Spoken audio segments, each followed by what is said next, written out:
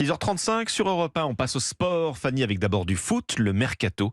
C'est aussi la valse des entraîneurs. Oui, on a appris hier soir que l'Italien Carlo Ancelotti, actuel coach du Real Madrid, sera le nouveau sélectionneur de l'équipe du Brésil. Une fois son contrat madrilène terminé, il sera à la manœuvre pour la Copa América en juin-juillet 2024. Et puis au Paris Saint-Germain, c'est l'Espagnol Luis Enrique qui devrait reprendre la main la saison prochaine en lieu et place de Fabien Galtier. Le PSG convoque une conférence de presse à 14h aujourd'hui dans son nouveau centre d'entraînement à Poissy. Une invitation sans plus de précision, mais on suppose fortement que ce sera l'occasion de présenter le nouveau coach parisien, Cyril de la Morinerie. Oui, Luis Enrique, 53 ans, grand CV, gros caractère. L'ancien milieu de terrain a notamment entraîné le FC Barcelone. Il a dirigé la sélection espagnole jusqu'en décembre dernier.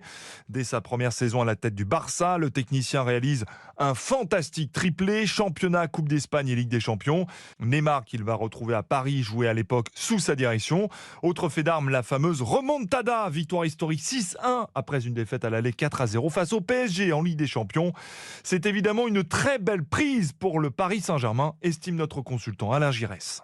C'est un entraîneur qui a des références, qui a des principes de jeu. Oui, c'est assez alléchant, évidemment. Maintenant, on sait très bien que la seule qualité d'entraîneur n'est pas suffisante. Quand on voit le contexte, c'est assez compliqué. Et Luis Enrique ne devrait pas être le seul à débarquer dans la capitale. Paris pourrait rapidement officialiser l'arrivée de plusieurs joueurs, notamment le champion du monde Lucas Hernandez ou encore l'international espagnol Marco Asensio. Cyril de la Morinerie du service des sports d'Europe 1.